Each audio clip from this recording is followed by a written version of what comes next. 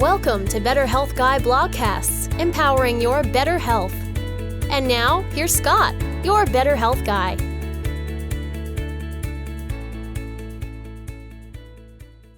The content of this show is for informational purposes only and is not intended to diagnose, treat, or cure any illness or medical condition. Nothing in today's discussion is meant to serve as medical advice or as information to facilitate self-treatment. As always, please discuss any potential health-related decisions with your own personal medical authority. Hello, everyone, and welcome to episode 228 of the Better Health Guy blogcast series. Today's guest is Donna Gates, and the topic of the show is body ecology for modern times. Donna Gates is a pioneer in gut health, infections, and immunity. Decades before it became mainstream, she was the first to teach about the extraordinary and complex world inside the gut, now known as the microbiome, and how it influences immunity, brain health, metabolism, and long-term wellness. She is the founder of Body Ecology, a revolutionary system that introduced the first gluten-free, sugar-free, and dairy-free nutritional approaches with a strategic focus on specific fermented foods to create a thriving inner ecosystem in the gut.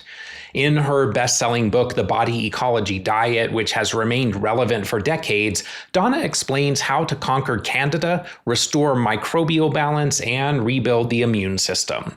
She reveals how the inner ecosystem is established at birth and how this process represents nature's original form of building a vibrant immune system.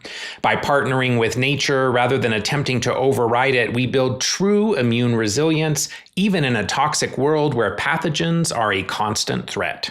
Her newest book, Taming the Dragon, Body Ecology's Guide to Preventing and Treating Viral Infections, offers practical solutions for persistent viral illness, immune dysfunction, and long haulers.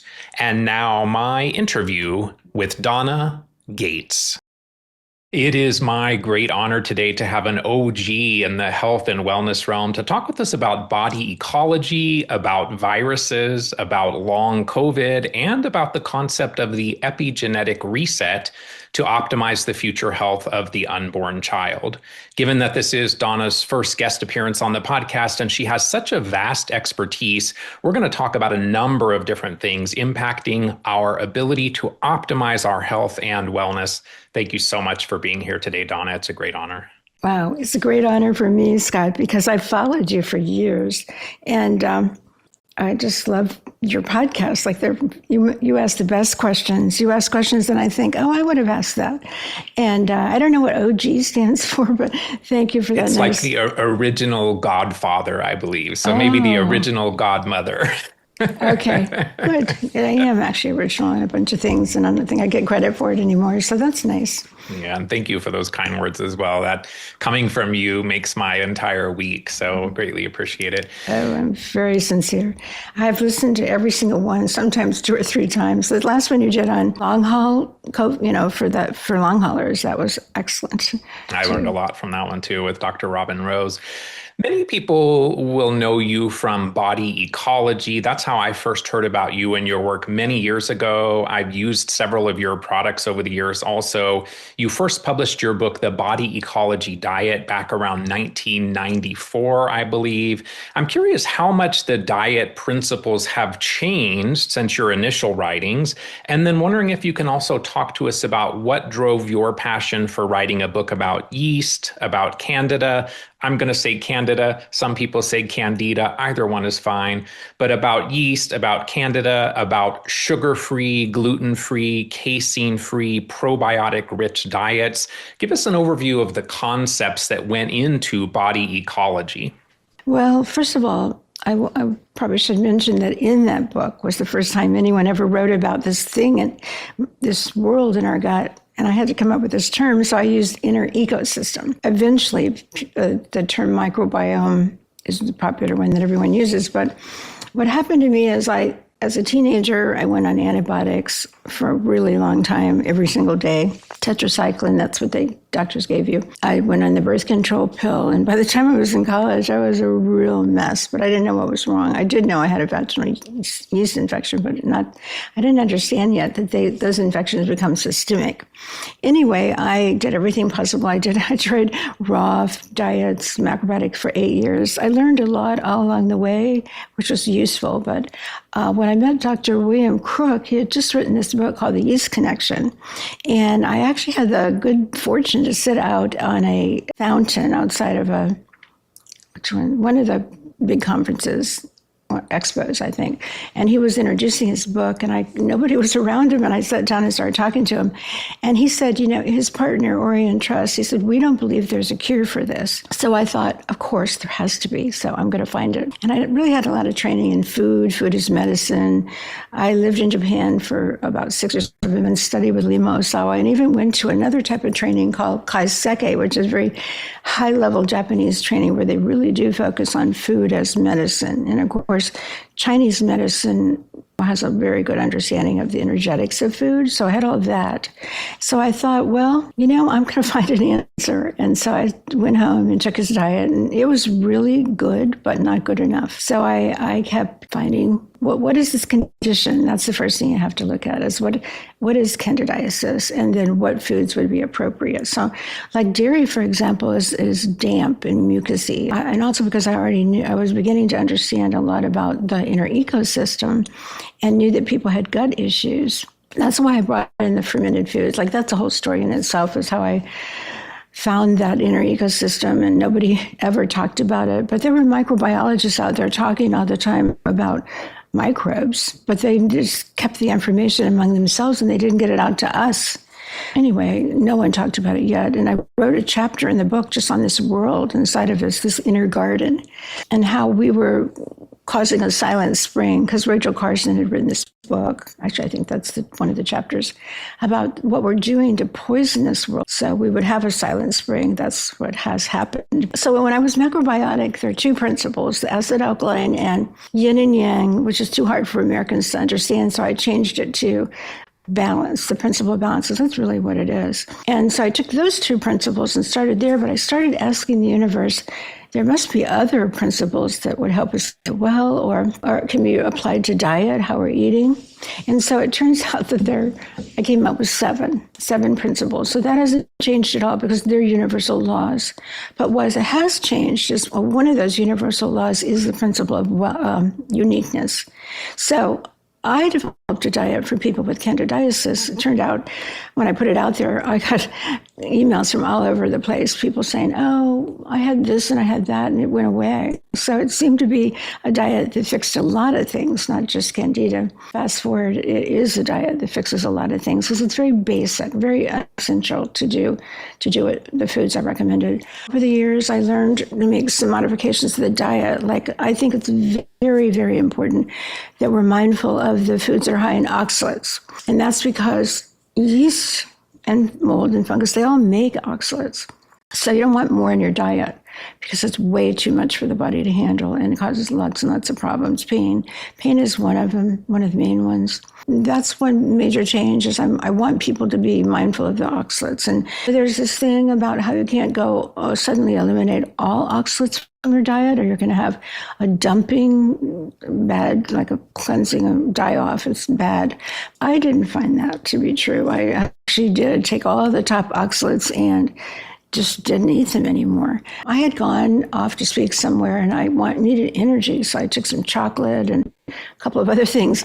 And when I got home, my knees were aching, and I don't usually have any problems with my joints. So I thought, and also the other thing oxalates do for me is it causes my left eye to dry up too much, and so it burns. So I had those two symptoms, and I was sitting there cooking something thinking, why would I have these symptoms? And then all of a sudden it dawned on me that, I'd been eating chocolate, and I think at the hotel that I ordered spinach, super high in oxalates.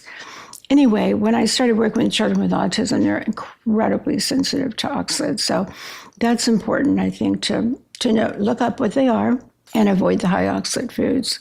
And everybody will improve if they do that. I did introduce fermented foods, and when I talked about this world in our gut, and had a chapter on them too, fermented vegetables and what they do. course, over the years, I've added much more science to that. Like, to me, if you only ate fermented vegetables and took bifidus, the other bacteria that's super important, super complementary to all the diversity that you get in the fermented vegetables, that's going to be fantastic. And there's a whole bunch of probiotics out. We have a bunch too, but you can introduce those, of course, to get them into your gut. But it's just amazing what fermented vegetables do. And now in a year, I'll be 80 years old. So I always wanted to be, well, I remember being in a family reunion, and they rode my great grandmother in, and she was so old. She had like hardly any hair left, and what was there was white, and her skin was all lots of brown spots. And she was in a wheelchair because her legs were fat and swollen, and she was fat. And I'm like 7 or 8, and I looked over at her and I thought, I don't think God does this. Something's wrong with this picture, and I'm going to find out. I don't want to go down that. I don't want to be a young, healthy, fun kid, and then I'm going to end up like that. So there's got to be an answer. And so in my mind, all my life, I've kind of looked for longevity tools. And I would say, though, that if I had to narrow it down, I would put colon therapy, I would put cultured vegetables. Diet's really critical. One of the principles is food combining, and I do think that's an important longevity principle. My few friends that have always practiced food combining, so that means you eat your protein and you eat it with vegetables, or you eat, say, rice with vegetables. You don't put the carbs and the protein together. That's all it is. And if you're going to eat fruit, you'd eat it alone. Wait 30 minutes to have something else. So my friends that have done this, they definitely look 20 years younger. So I would throw that into the hat too for a longevity tool. Whatever you are doing is clearly working. So I'm excited to learn more about those things from you today. The oxalate conversation is an interesting one because I think we've learned somewhat recently that fungal colonization, potentially from mold in the environment, can also endogenously produce oxalates. So there's the food, there's the endogenous fungal colonization potentially, and then we also create oxalates from some of our metabolic processes as well. And so very interesting that you found that to be an important piece of the conversation. So let's dig a little deeper into the topic of Candida. This is something I've personally experienced as a component of my own health journey. What are some of the most important things for us to consider if we're dealing with an overgrowth of Candida or yeast? How important is the diet in terms of optimizing that inner ecosystem, our micro and mycobiomes? Talk to us a little bit about the diet. Do we need to eliminate fruit? Some people say yes, some say no.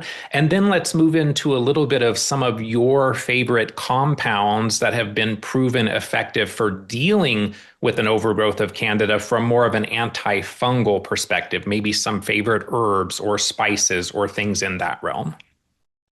Yeah, the diet's the most important thing. And sometimes that's all you need to do. You've just got to stop feeding the yeast so that they starve. You're basically starving them to death. And what they're eating are sugars. So you'll find sugars in grains. You'll find them actually in dairy, regular dairy, even if it's fermented. Dairy is mucus forming, so that's out really. So what you are left with basically is protein and vegetables. So the diet is 80% vegetables, 20% protein. But sometimes, you need to change that up a little bit, go a little more protein. And the vegetables are low oxalate. So, I just look up the vegetables that are high in oxalates, like spinach, other things like chocolate, and avoid those. Nuts and seeds you have to be really careful with because many of those are high in oxalates. Beans, most of those are high in oxalates, except for black-eyed peas. In the nut and seed world, the macadamia nuts are low in oxalates, but you just have to be careful. It depends on where the nut and seed is grown, because over in Australia and New Zealand, pecans over there are very, very low oxalate, but over here, they could be high oxalate. Diet's the most important thing. And then as far as herbs go, tons of them. Just like there's so many herbs on the planet. Same with viruses. They're taking care of these pathogens. But we have a supplement, and Candida Clear, and it has all the ones that I think are really important. So just to name a few of them, oil of oregano is a real great one. You want to take enough, though. So we tell people to take 3 of those capsules, but I would like to say 3 times a day, because you really do have to be aggressive when you're fighting these in the beginning. As far as fruit goes, I do see that out there all the time, that fruit's fine. I totally disagree with that, because fruit is sugar. And except for lemons and limes, all the other fruit have sugar. There's 2 stages to the diet. So as you start to get well, about 3 months down the road, you can start to introduce these other foods. You can bring in some grains. You can start with quinoa and millet. They happen to be high in oxalate, though. So you have to cook them in a certain way. What I do is I'll boil them for about, 15, 20 minutes, and then pour off the water. When you pour off the water, you're getting rid of a lot of the oxalates. And then go ahead and prepare them, like stir fry them or whatever you're going to do with them, or make it like even a millet salad or something. But that'll make a big difference. So I think fruit, though, it doesn't work. It's sugar. So at least in the beginning. But then again, that's when on stage 2, you can start adding fruits, the low sugar ones, like blueberries are low in sugar. Most of your berries are low in sugar, but some of them are high in oxalates. The fruit that's lowest in oxalates are blueberries. So when I have fruit, it's usually blueberries. But I don't think fruit is a good thing to have in the winter either, because first of all, it doesn't grow in the winter naturally. So traditionally, people wouldn't have been eating it. And then the other thing about fruit is it's cooling, like it chills the body, which is great if you're in a hot climate. If you're in Florida, yeah, eat some oranges and so on. If you're in Hawaii, of course, you've got a warm climate and then fruit works. It doesn't work in Chicago and Minneapolis during the winter. So I would say no to fruit in the wintertime also. One of the things that I've seen in people who have a really difficult time dealing with their yeast issue is that if they're living in a moldy environment, it seems that it's much more difficult. So wondering if you found that people can mitigate or normalize their yeast overgrowth effectively when they're also not getting exposed to other fungi in their external environment. Have you seen that connection at all? Well, I just noticed that people with candidiasis are very sensitive to their environment. If you walk into a store, let's say the store has a bunch of fabric, you're going to feel awful. And that's our perfume. Just so many smells just immediately make people feel bad. They weaken you immediately, get a headache. Definitely a moldy environment would be awful. Mold and yeast are the members of the same family. So basically, you have to eliminate both. You have to get rid of the yeast. And even if you get rid of the yeast, I would say you'll never feel good in a moldy environment. You'll be even more sensitive because you had this yeast infection, because yeast doesn't really go away. It just goes into a more dormant form and can spring back anytime. So if your body gets too acidic, the candida is back again at a raging level. So that's why it's important to stay pretty close to the basic diet. But stage 2 allows you to add more things, but don't go off of that. You can't go back to eating sugar at all. And so, I was going to mention, though, as far as sugar goes, people need sugar. It's natural that we have this sweet taste. The very first taste in our first food is sweet. That's breast milk. And so we just like sweets. Today, what we sell that is even better than stevia is something called Be Sweet. And it's mostly allulose, but I know a lot about how stevia works. Stevia is kind of a flavor enhancer. So we put a little bit of stevia in there with allulose to make it really good. It tastes amazingly like sugar. So it's hard to say to somebody, don't eat sugar, and not have something to replace it with. And with the Be Sweet, you can cook with it even. Make good lemonade every day with some fresh lemon juice and a little bit of just to your taste, how much Be Sweet you want to add in, and then water or sparkling mineral water. A lot of times that alone takes away any cravings for sweets. So you can't have sugar. And it's interesting that you were exploring stevia before anyone else even knew what it was. Now we know, based on the work of Dr. ABAAHP at University of New Haven, that stevia is also helpful for people dealing with Borrelia or Lyme disease. Another aspect of your body ecology program is really building that strong inner ecology, supporting a healthy microbiome using probiotics, fermented foods. I want to touch a little bit about those people that are maybe dealing with mast cell activation syndrome, maybe dealing with histamine issues. Do you find that they can tolerate fermented foods? Because I know many of them don't early on seem to tolerate a lot of histamine or high histamine foods. So talk to us a little bit about how we build that stronger inner ecology in people that are really sensitive, more complex chronic conditions. Maybe they don't even tolerate some probiotics. And we know that many in this community of listeners have been on antibiotics for many years, potentially for Lyme disease. That reduces our beneficial bacteria, makes us more prone to yeast and fungal overgrowth. So I'm wondering, what have you seen that's working best for restoring the microbiome, restoring bifidobacteria, which seems to be lost in the vast majority of people these days? Yeah, bifidus almost disappears completely in the elderly. And that's the bacteria I absolutely love.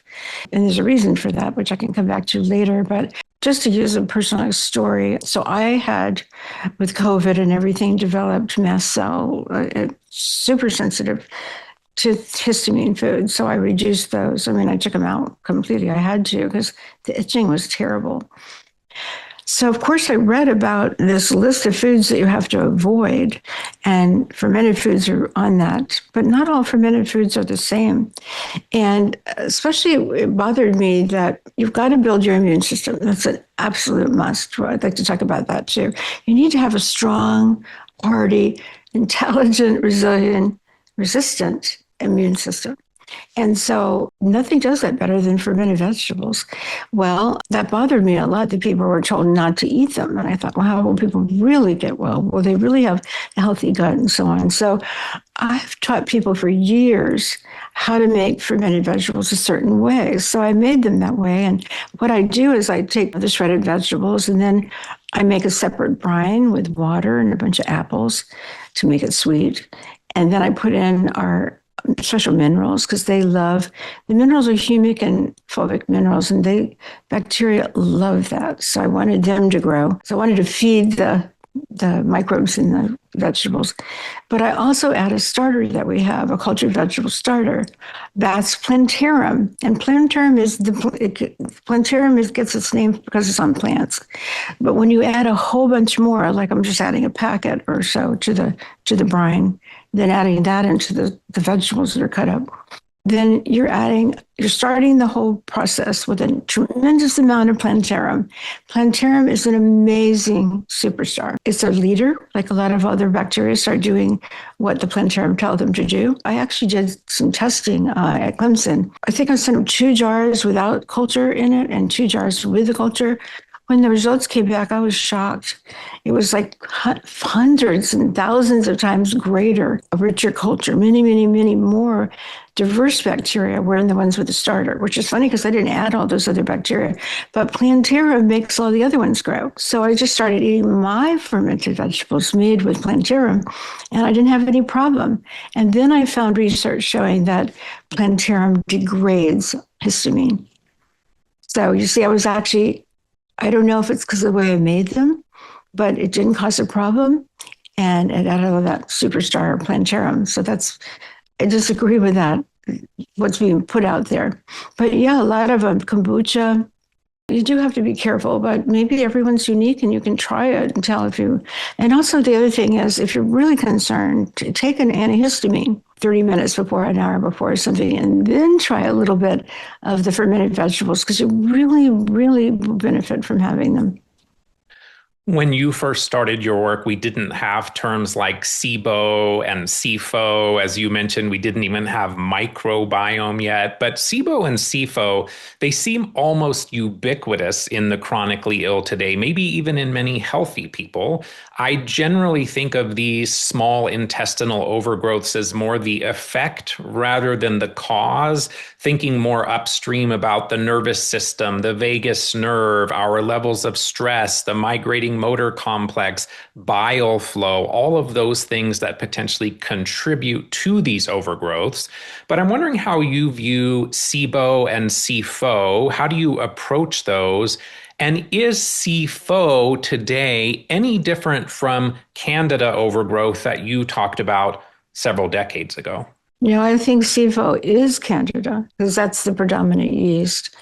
And same thing, you got to be on a sugar-free diet. But I do like FODMAP, the FODMAP foods. And you can go and, I even have an app on my phone that when I was first learning those FODMAP foods, I'd check it all the time in the grocery store. Is this one safe or not? And it seems like when you eliminate those FODMAP foods, you're going to have less bloating.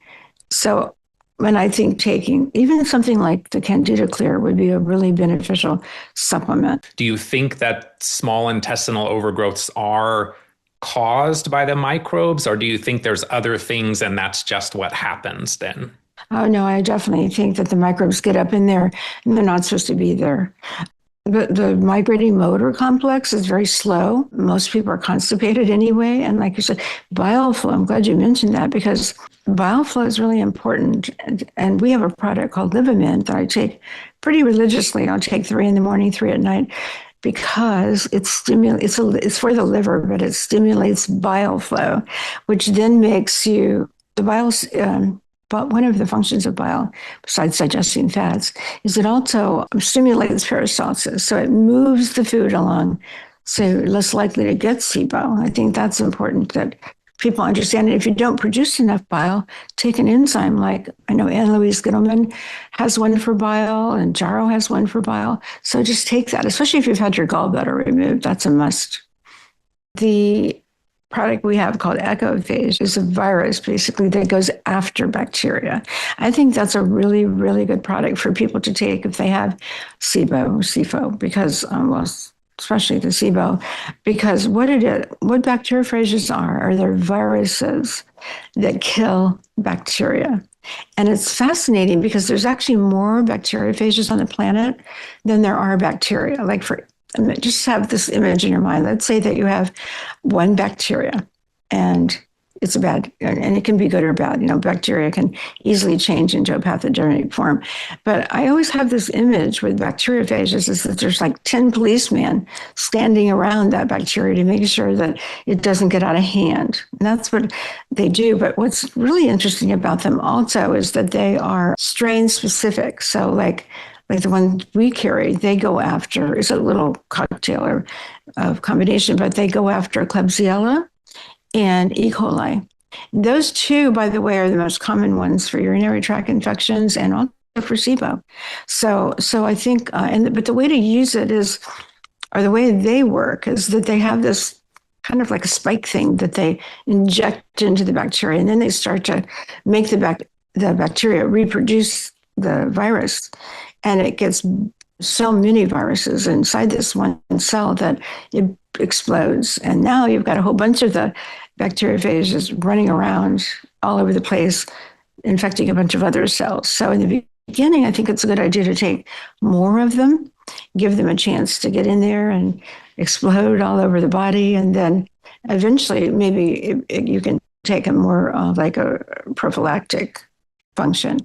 But they're pretty amazing, and they're not new, because back like in the early 1900s, or maybe, I'm not sure exactly, maybe 40s, we were really getting into bacteriophages. And then, of course, drugs came out, and so they were not allowed over here. But there's some places in the world where a lot of bacteriophages, like in Georgia, the country of Georgia, they're real into them over there, and they use them all the time. And you can contact them and ask them to send you some. But as far as Lyme goes, there's a woman over in England. I meant to look her up again.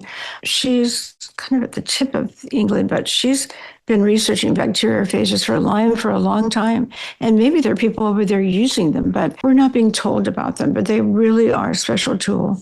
100% agree with that. Anne Louise Gittleman is another one of my favorite people, and I love her bile product also. Talk to us about some of your can't live without body ecology products. So when I was looking, I was interested in like the ecophage microbiome support. You have a BioClear intestinal biofilm cleanser. You have a histamine reducing probiotic, and then you've mentioned Candida Clear as well. So lots of interesting things that you've created.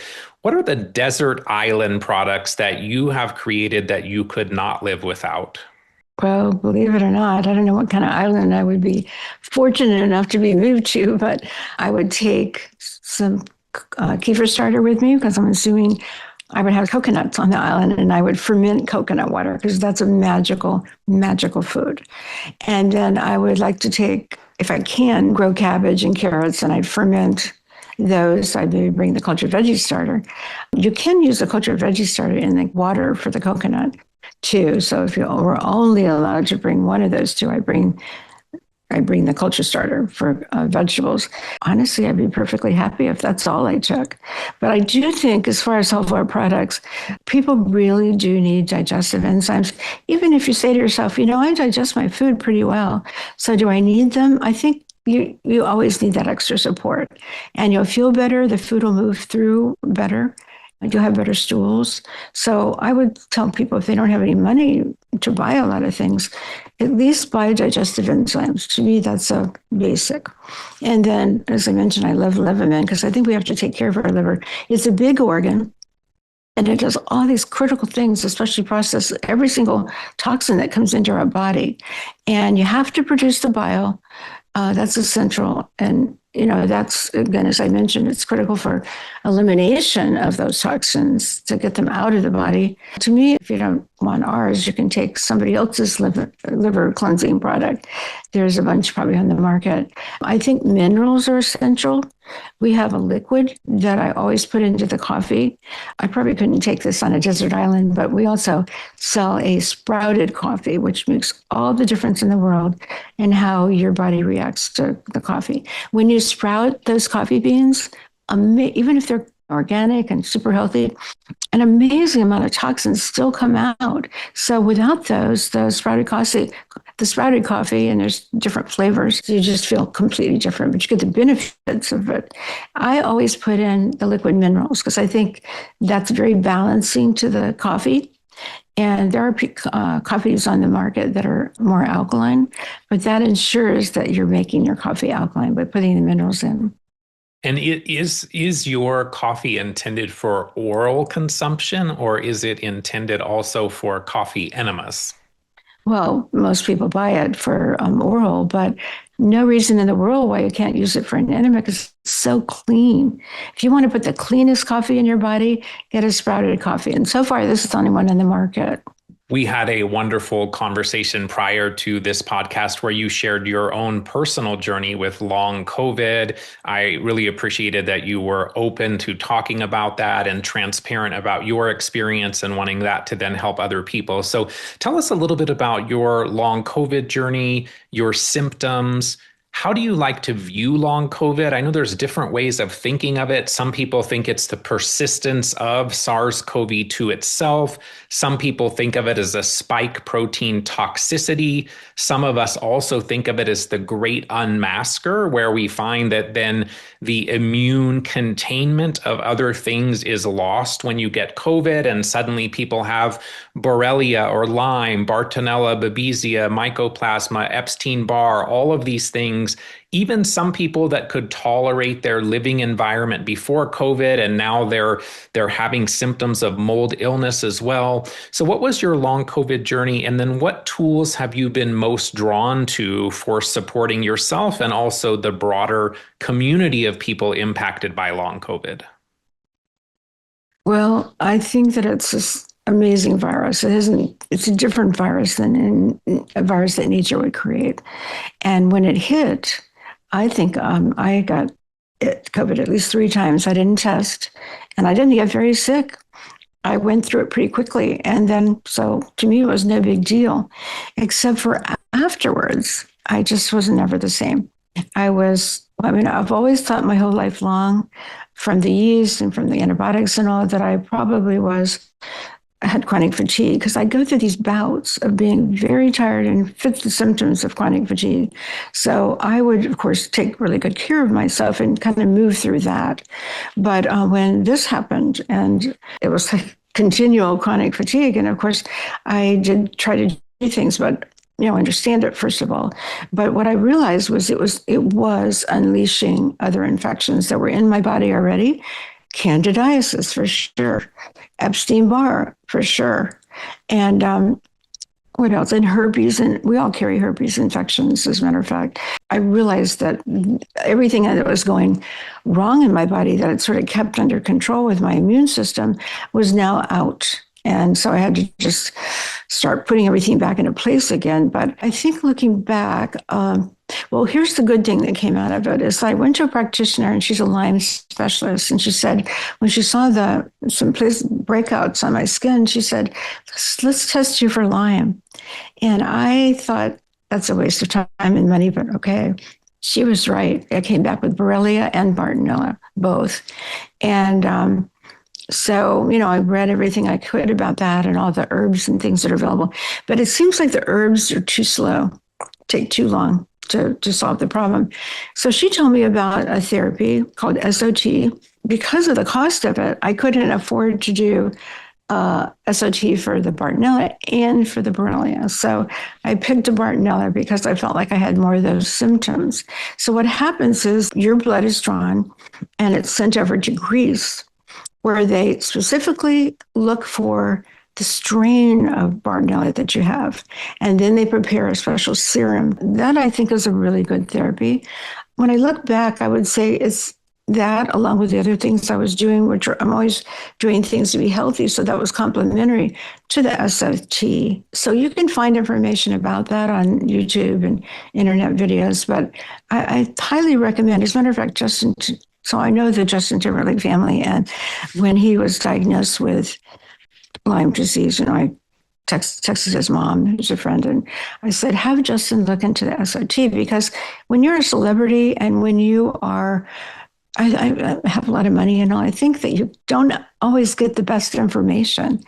Like, for example, Michael Fox, he's just progressively gotten worse. I'm sure he gets the best medical health, but there's other things I've learned over the years that would have kept him from progressing as much. So anyway, I don't know. I haven't had any follow-up on that, but I really do think that's one of the most effective things to do. And so the practitioner that I went to, she had about 3 different, I know she had Bartonella and Borrelia, so she did, maybe she even did one for Epstein-Barr, because they have one for that too, a serum.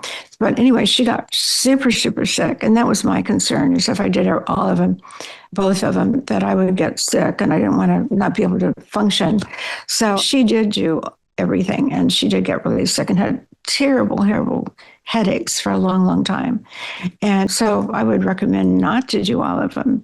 But anyway, so I like the therapy, and I'd like to go back now and do the other one, the Borrelia. I would like to, but have to find, it's expensive. And other things I've done are, well, I don't know, maybe there's other things. Maybe now that using a herb like cryptolepsis or something would be good to do along with it. I did do that. I actually took some Quicksilver makes a liquid cryptolepsis, and I did take that, probably not consistently enough, but anyway, it's 6 months. They retest you to see if the bad strain, the problematic strain, is gone.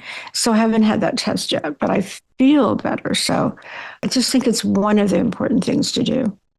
So SOT is going to be the focus of my next episode of the podcast. And I'm going to dive deep into that with a doctor from the Lyme community who's also used it himself as well. So I'm looking forward to learning a lot more about that also. But I think you are probably wise to move into that slowly and methodically, because we don't necessarily want to have kind of a long-term Herxheimer reaction that once that is in you, that you then can't get it out. But I'm definitely excited to learn more about SOT as well.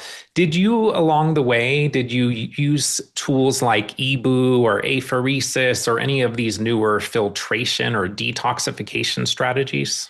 Out in California, I was able to find a practitioner who did the EBAAHP, and I had felt fantastic. It just didn't last. And then here, the closest thing that I have near in my town is Deeper Healing, and they do ozone. So I tried that a good bit, and each time I felt better from it, but I still was struggling with the problem. I would say do that. Again, it's like, how much money do you want to keep pouring out for all these different therapies without no guarantee that they're going to work for you? If I had somebody close to me, I would continue to do the EBAAHP 4 or 5 times, maybe then once a year after that, because we have all these viruses in our body, and they start staying in our body from the age of 3. Like herpes 6, almost 100% of the population is infected with that herpes virus by the age of 3. And it often comes along with Epstein-Barr, and they support each other and in fact, they activate each other. So I just think that we have to be really mindful to stay on top of these viruses. They're just like Candida. They don't go away, and they're so problematic. And I don't think they get enough credit for the problems that they're causing in the body. I 100% agree. There are practitioners now in the medical field that don't really believe that these viruses are an issue. That's not been my experience. I've also had a lot of issues from viruses in my own recovery. Tying COVID and long COVID back to the microbiome, we know that Dr. Sabine Hazen talks about how many of us no longer have bifidobacteria. There was also a correlation that she found between one's level of bifidobacteria and how well they navigated COVID. COVID itself had impacts on the microbiome. So is there anything that you're doing differently in terms of the impact of COVID on the microbiome, supporting bifidobacteria or other ways to support the microbiome so that we then can more readily move through COVID and be less likely to develop long COVID? Well, no, I didn't know that the bifidus was destroyed. I did know that there's a whole bunch of ACE2 receptors in the gut. And probably the very first attack that the SARS virus did was on the gut. And I did know that it completely changed the diversity. But I didn't know that about bifidus. But now that I know that, because to me, bifidus is one of the most precious of all the bacteria. It does so many critical things that we can maybe talk about later. But I would say if I got COVID again, or during that period when I got it 3 times in a row, I would have been taking bifidus all day long. What I've done a number of times with people that are constipated, because it's really good for constipation, I've had them put some bifidus in the morning in a glass, like a quart jar, and put, ours is in a powder form, our bifidus bacteria, and it's got all the key ones in it. And so put that in the quart jar of water and just sip on that all day long. I would do that now if I got COVID, because now I know that it attacks bifidus. Anyway, so I'm glad you brought that out, but most people don't even know to get the bifidus, right? I also was taking your bifidus powder and putting it in my coffee enema solution for quite some time, thinking that would be another way to introduce it into the body.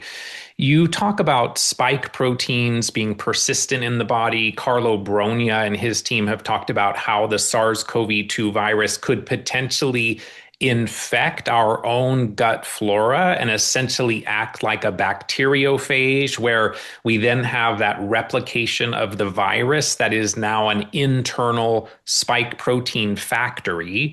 So how do we remove spike proteins? Do we need to address those internal factories? Are there specific spike protein binders or mitigation strategies that you found helpful? So somehow or other, the SARS virus is killing the microbes in the gut. And maybe that is how they work. Maybe they're going in and the SARS virus is blowing up a cell and killing that little bacteria. But I don't know about that. But it'd be much more interesting it'd be good if someone did more research on that. But Peter McCullough seems to have a very effective protocol. He says it is for getting rid of the spike protein in the gut. And he's having people take curcumin, bromelain, and nattokinase or lumbrokinase or both. So again, I haven't personally talked to people that are doing that, but I've watched him, and he says that after a year, it's really made a big difference in people. So it sounds like you have to take it for a long time. Other than that, what I would say, and I sound like a broken record, I would say eat fermented vegetables because they have the ability to bring in a whole bunch of new bacteria, healthy, good guys, and they're very protective. So if the SARS virus is still in there, they're going to kill it.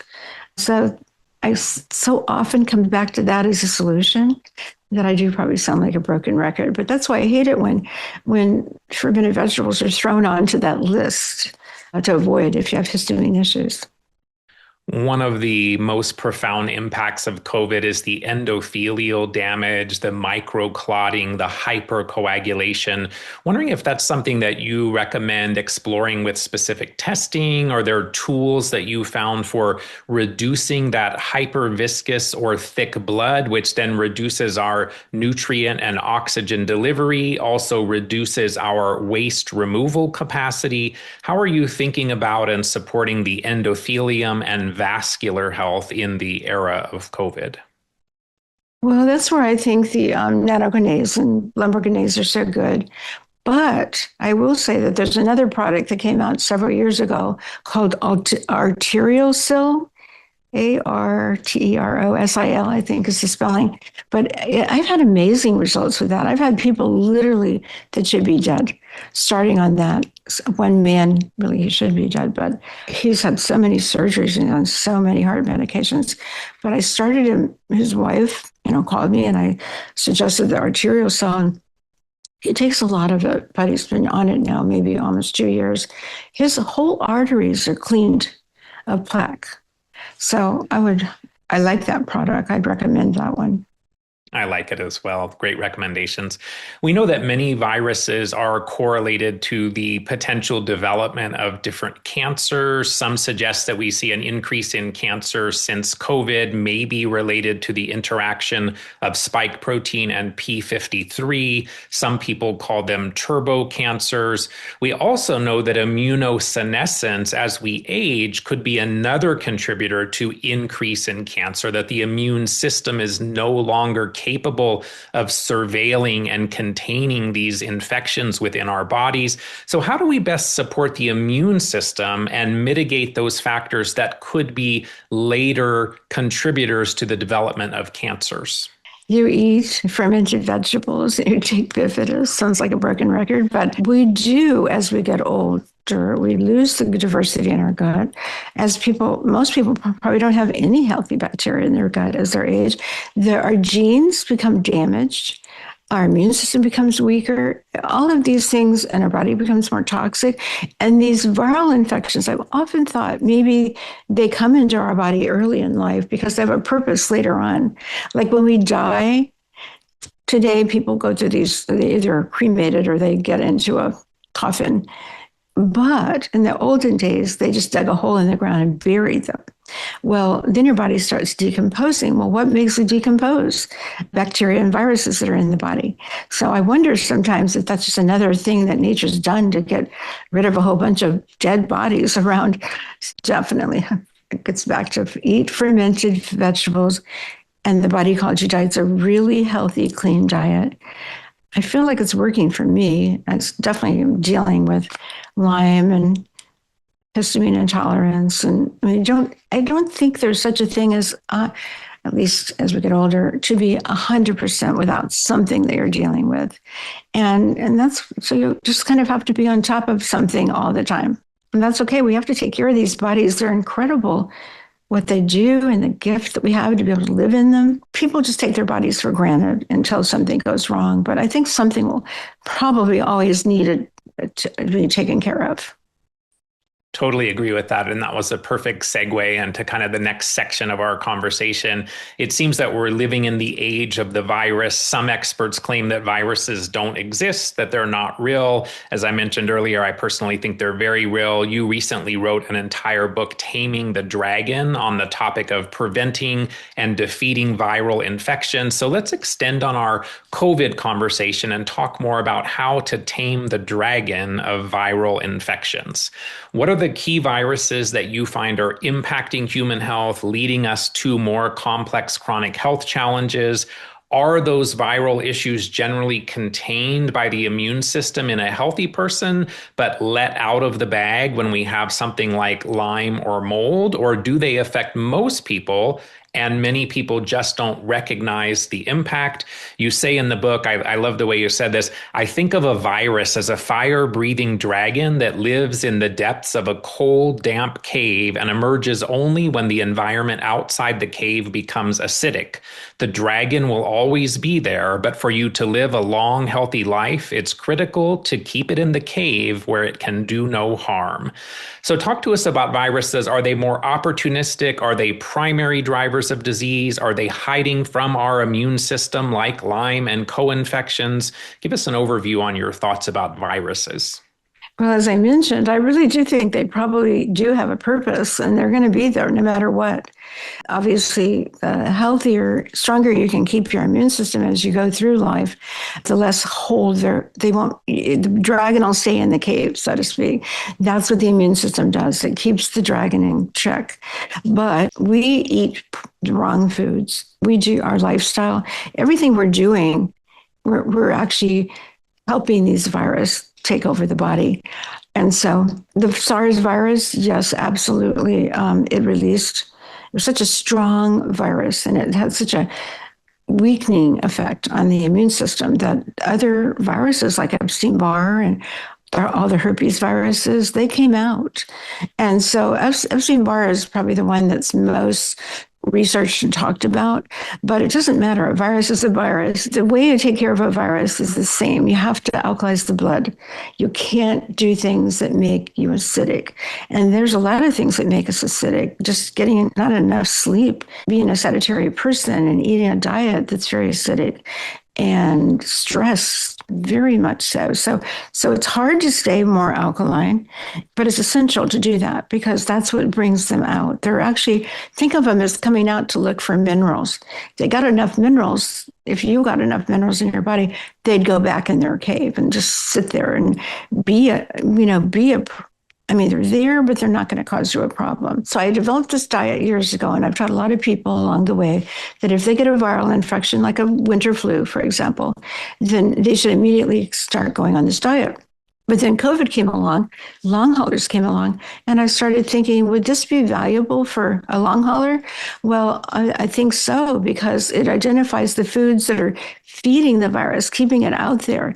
And if you are a long hauler, there's probably an excellent chance you're eating these foods. And so all the time you're perpetuating these viruses in your body and you can't get well. So I really think it's an important book. It's up on Kindle only, and very clearly outlines what to avoid and what to eat. And if you do it, you'll definitely feel better. I usually recommend doing it for 4 days, but sometimes that's all you need. If somebody's really struggling, 10 days is really ideal too, but 4 often does it. And you start to feel better almost immediately. So let's say that you are infected with a flu and you're starting to come down with something. So first thing that happens is your energy is going to drop. And we know that's because of the cell danger response. So the energy drops, and then that's a clue. That's a sign. It means it's time to start taking care of this virus. So the first thing you can do, one thing you can do is alkalize your body by taking a little bit of apple cider vinegar and putting it in water and starting to sip on that, and then sit down and rest as soon as you can, because you have to be quiet and still for your immune system to recognize there's a virus and start doing all the things that the immune system does to start to kill it. So those are very, very early first steps. But again, you couldn't do that if you had a real serious histamine problem, because the apple cider vinegar probably will cause, histamine problems. I think they come out anytime that we're acidic. And also, I think that and stress is one of the things that's, of course, going to make our body acidic. They are opportunistic. They're sitting there ready to come out as first chance they get.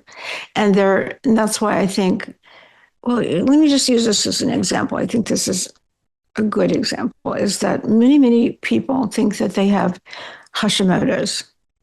And there have been studies that show that in the thyroid gland, there are actually like HHEV6 and Epstein-Barr are in the thyroid gland. So they're causing so many problems that they don't get blamed for. People think, oh, let's give you some thyroid medication and get your thyroid up and working. And yet that's a mistake. I mean, I think we need to go looking for these viruses, because I think if we did, almost all the time we'll find them present, causing a problem. And if you deal with them, get them under control, keep them under control, that a whole lot of improvements in our health will happen.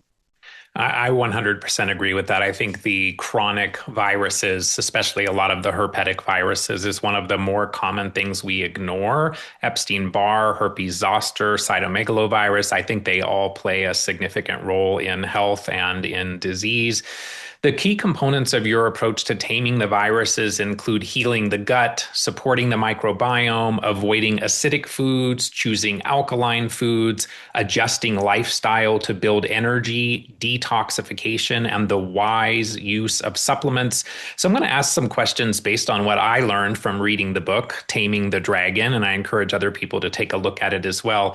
Let's talk a little bit about building immunity. So many of us think that building immunity means boosting immunity, but that's often probably the worst thing we can do, particularly in people dealing with autoimmunity.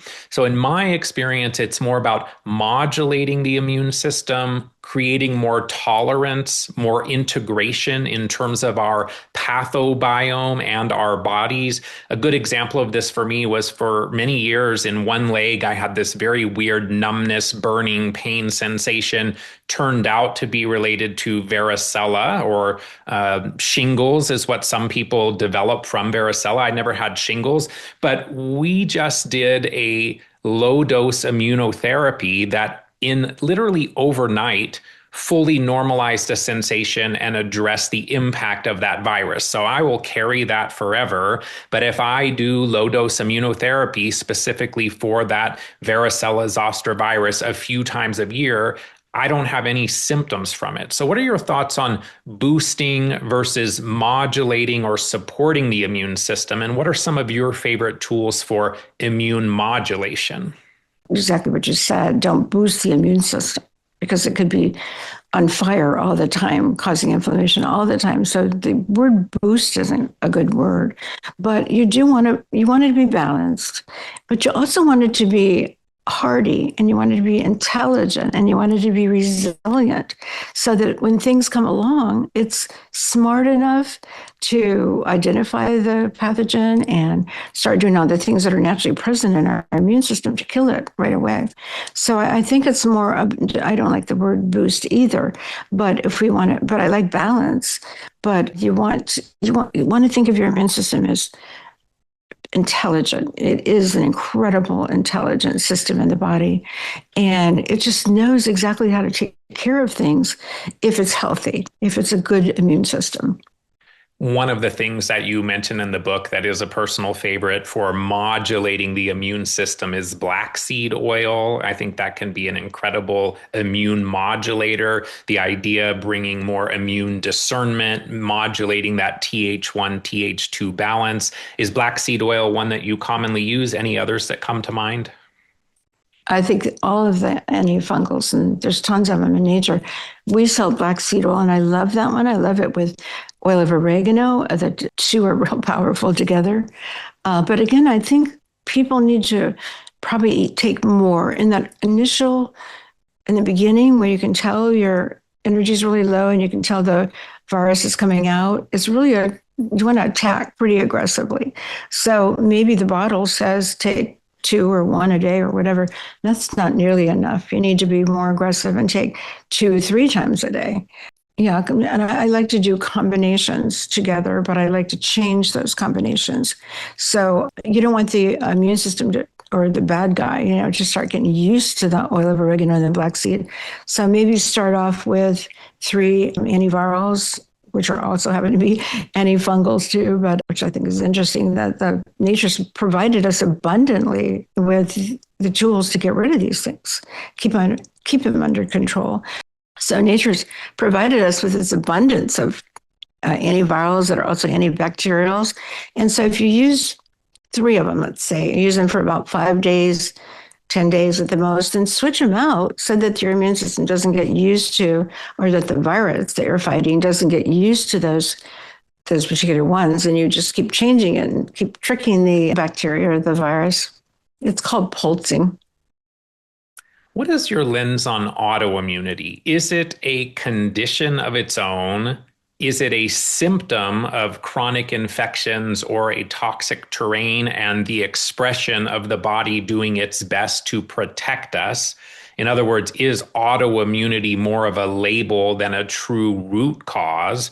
Is it more about loss of tolerance, about a hypervigilant, dysregulated immune system, rather than more those core root causes that sometimes we're overlooking by saying, well, I have an autoimmune disease, but are we looking for the Epstein-Barr or the Lyme or other infections or even toxins? Talk to us a little bit about your thoughts on autoimmunity, and then the more traditional way that sometimes autoimmunity is approached is with steroid medications, maybe biologics to reduce the symptoms.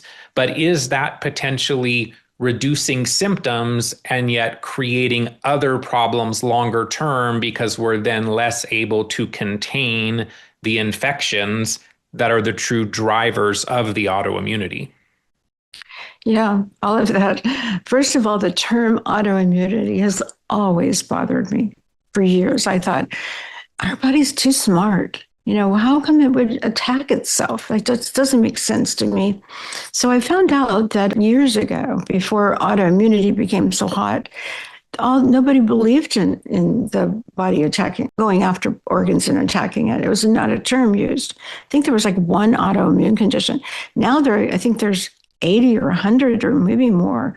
They keep coming up with, autism, I really, really have a hard time in my mind, explaining to myself, how is autism an autoimmune condition? Because I don't know, it doesn't make sense to me. So here's again, getting back to the thyroid. Let's say that your energy is really low. You suspect it might be your thyroid. So you go to see your doctor and they test, and sure enough, your TSH, T4, T3, everything's off. And so they just immediately say, oh, you need a thyroid medication. Or if they test for antibodies and it shows that you have an autoimmune thyroid problem called Hashimoto's, then, there's things they tell you to do. Like, for example, one of them is avoid gluten. That's a good idea to do anyway. But because they're telling you that it's just an autoimmune condition, it's not explaining things very well. But 40% of people with Hashimoto's or more, when they're tested versus controls who don't have Hashimoto's, they have viruses in their thyroid. So if I were a patient going in and my doctor just immediately said, oh, you have Hashimoto's, let's do this. Let's give you this thyroid medication, which, by the way, I took thyroid medication once, and about a week or two later, I started losing a lot of hair. And I thought, that's weird. The only thing I've done is taken that tiny little amount of a thyroid, I forget, I think it was nature thyroid. But anyway, I stopped that and the hair stopped falling out. So that also made me very suspicious. Like, that's not an answer. But for sure, I would want my doctor to actually go test, see if I have Epstein-Barr that's active right now out in the bloodstream, causing a problem versus in its cave. And by the way, you can only test for viruses when they're out in the bloodstream. So once they're in their hiding place, their residual reservoir where they hide, you can't test for them. So if you're feeling really bad and you are testing for having a Hashimoto's, look up for viruses, or even do this before you have to go to the doctor. Go on the antiviral diet and see if your energy doesn't come right back up again without having to take a medication that's probably not doing the job. Makes total sense. I think with Hashimoto's, people should be exploring Epstein-Barr virus. They should think about Borrelia. Heavy metals can play a role as well. So many of these things. So it sounds like we're in agreement that autoimmune conditions are really more of a label for the symptom presentation, but we're not getting at the root cause. And if we get at the root cause, we can mitigate or fully address the autoimmunity. 100% agree.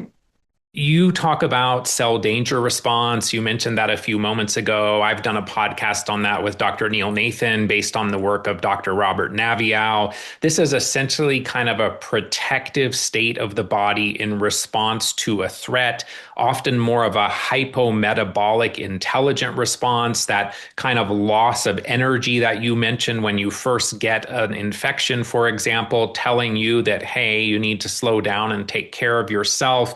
You say in the book that conditions like long COVID, ME/CFS, MS, and autoimmunity represent being stuck in a cell danger response. So, what are some of the best strategies that you've identified to help people move through that cell danger response, CDR1, CDR2, CDR3, and back to the healing cycle?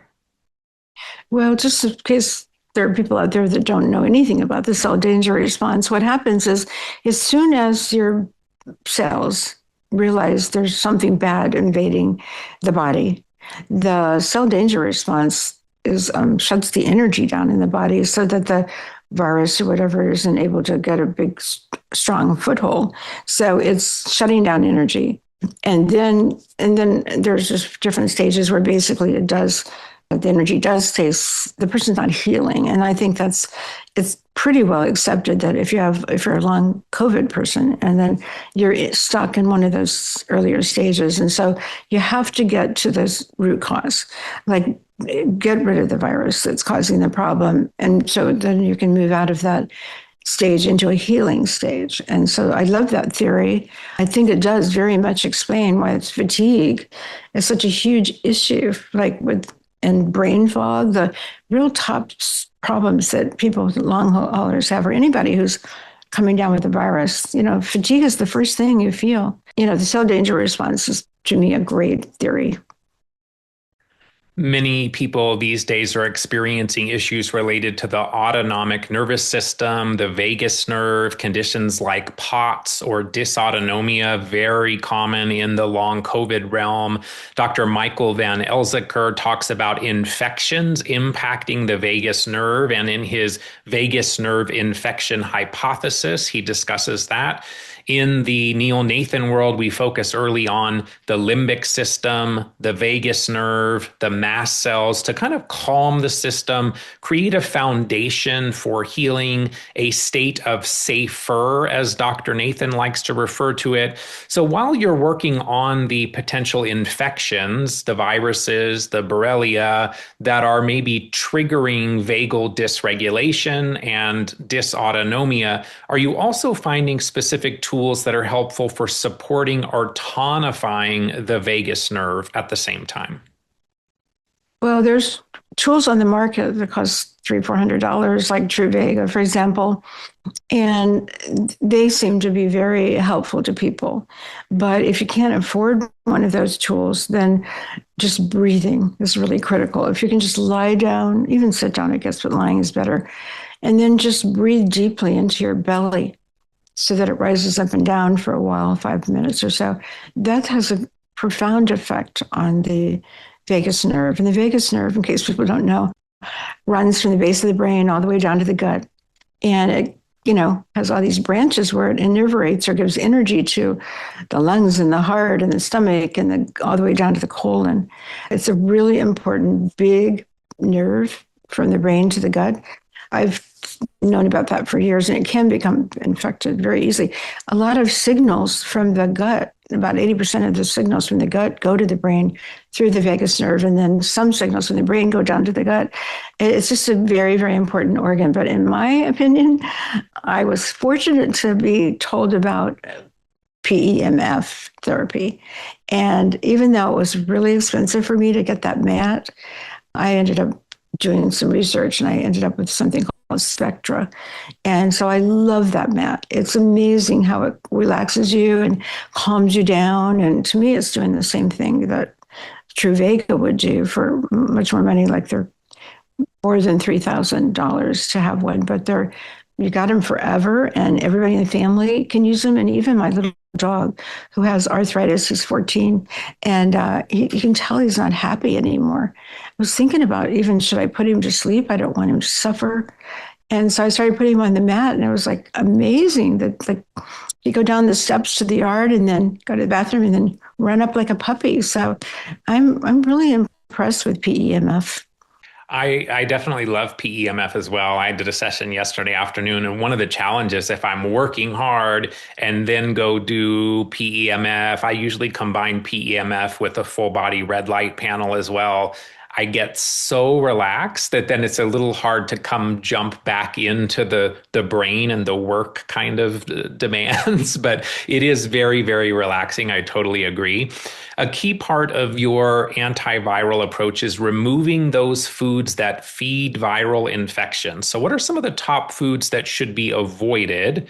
And then maybe foods that we should be increasing when we're working to mitigate a viral issue? Is there an ideal diet for an acute viral infection, let's say COVID or flu? Is it the same if it's more of a long-term Epstein-Barr chronic viral infection, for example? Well, the diet works quickly. So I think you'll see results quickly. If you just give yourself 4 days, that's excellent. But remember, acid forming foods are not what you want to be eating. So that would be protein, like animal protein.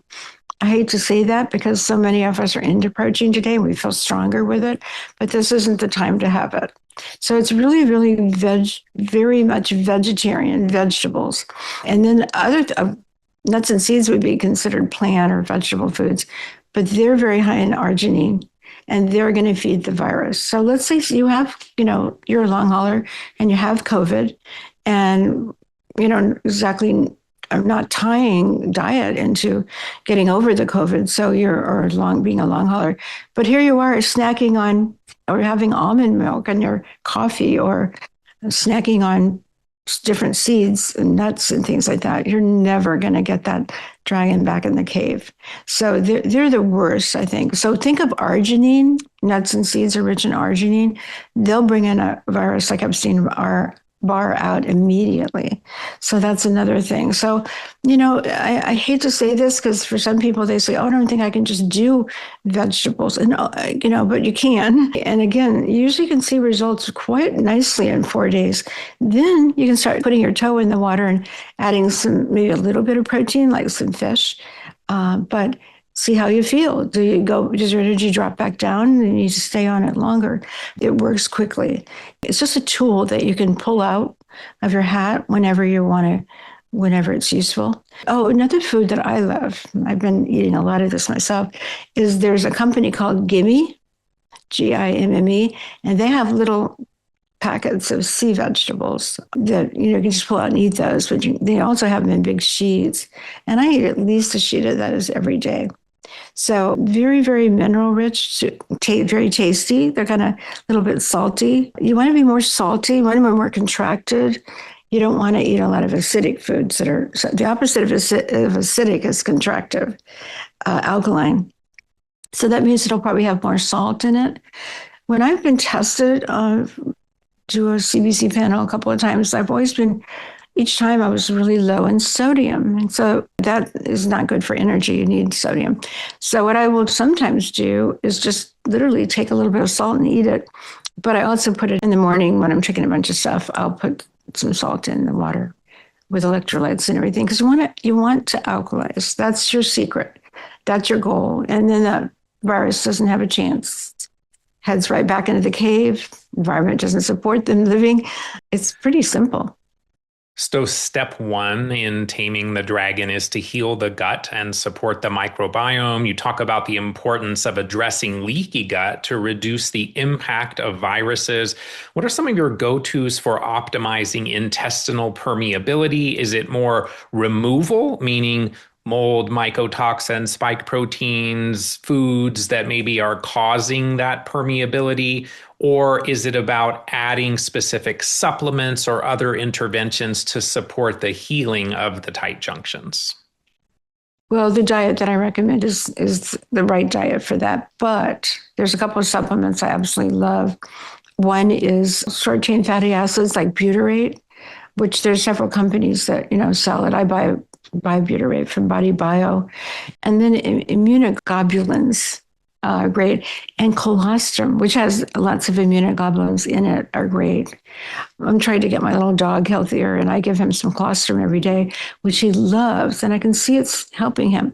But I also found out when he almost died a month or so ago, they did like a sonogram of his belly, and his whole gut is inflamed. So I'm working on that with him. Those are some of my top three: is the short-chain fatty acids, butyrate, colostrum, and then some companies are selling immunoglobulins. Yeah, the bovine immunoglobulins Yeah, exactly. Mega IgG or SBI Protect exactly. or some of those. Yeah, beautiful. They're really effective, especially if you do all three together. And then do a healthy diet, the gut will heal. Of course, back to what I kept saying, sounding like a broken record, the fermented vegetables with that incredible diversity of bacteria, they're absolutely going to heal the gut lining. And vegetables are producing the bacteria produce the short-chain fatty acids from the vegetables, basically. Step 2 is to avoid the foods that create that acidic environment in the body. So you've talked about how acidity allows these viruses to come out, how it really promotes disease when we become more acidic. Do you recommend measuring our pH, either salivary or urinary pH, when we're exploring that potential for acidity? Are there specific markers that you're looking for? And what are some of the top foods that you think drive acidity in the body? What about dairy, for example? Well, I don't think you need to go out and buy the pH strips, but you certainly can. You can order them right on Amazon. They're fun. Maybe if you want to check your pH for a month or so, but it takes a while for that to show up in those strips. Like it might be a month, but changing the diet is the most important thing. So you don't really have to buy those strips. Dairy is an interesting food. First of all, people don't seem to realize that it has a lot of different components in it. There's the fat, there's the sugars, and the protein. There are two proteins. There's casein, and then there's whey protein. And in human milk, when we're first born and we're getting milk, we're mostly getting 70% whey protein, just a little bit of casein. Casein's a problem for a lot of people. Casein is really casomorphine, so it's addictive. That's a problem. You start eating it, you can't not have it anymore. I think it's important to understand the energetics and the properties of food if you want to try to use them to heal, which people talk about food as medicine, but I don't think they really know what to do with that. But like dairy is really inappropriate for any condition. Like let's say you have a lung problem and you're coughing, and you're coughing up mucus. Dairy is totally inappropriate. But let's say you're a brand new baby coming into the world and you have this gut who's just been exposed to some bacteria and things. You want to feed the bacteria, and the sugars in the milk do that very effectively. But also it is sticky and it is mucus forming, which is perfect because you want those bacteria to stick to the baby's gut and grow that immune system and that inner ecosystem. So it's appropriate sometimes. Fermenting, of course, improves it. But I think we're all unique. So when I was working with children with autism, their mothers would sometimes say, well, I really want my son to have dairy because I want him to have strong bones and calcium is good for him. Well, one of the things I learned to do was introduce it very, very slowly, like at the fermented dairy, kefir or yogurt, I guess, but I like kefir better. And just put literally a teaspoon or 2 teaspoons or a tablespoon in her son that day. And then wait a day. And then another thing it helps a lot is if you put that tablespoon or so into water and they're drinking it. And then literally it takes a while for the bacteria in the gut to get used to this new food that they've been off of for a year or whatever. And so you got to give them time to learn about that food and how to process it. So that's what we're doing by slowly introducing it. I find that most of the children, for sure, that most of the children that are autistic are blood type A, and A's don't ever do as well on dairy, and O's seem to do better. So there's not that many O's, but if a child was an O, I felt better about talking to the mother about getting them on dairy, introducing them slowly so their gut could process it. And it seemed to work. So some of the things you've mentioned then that can drive acidity are going to be maybe the meats, the sugars, the grains, nuts and seeds, a lot of different things that we need to think about if we're trying to reduce that acidity. And you talk about that in great detail in the book. Step 3 is to choose foods that create an alkaline environment. So kind of the opposite here. So what are some of the foods that can shift us more towards an alkaline or balanced environment? What about minerals and electrolytes? You mentioned earlier the importance of those, but are those also alkalizing the body? And then do you find any value in doing something like a hair tissue mineral analysis or HTMA for minerals if we're thinking about the importance of mineral balancing? I don't think you need to do a hair test if you're willing to eat mineral-rich vegetables. And the ones that are, like I mentioned, sea vegetable sheet. Sea vegetables are very alkalizing, but so are all your dark green leafy vegetables, collards. And I like the kale that's not the curly kale, but the lacinato flat kale, because the lacinato is low in oxalates. But if you think in terms of, okay, I'm going to have a dark green vegetable at least one every day, you're adding minerals to your body. But so vegetables are really what you're left to eat with. Vegetables, cultured vegetables, ocean vegetables, but you would be surprised how many ways you can use those. It can be something as simple as a salad with a lot of vegetables in it. You can even do a cooked soup with vegetables. And remember, it's only for about 4 days, maybe 10, but you'll be fine eating just vegetables. And then, like I said, put your toe in the water and see how you do with a little bit of a protein. And then you can go back to eating healthy, normal.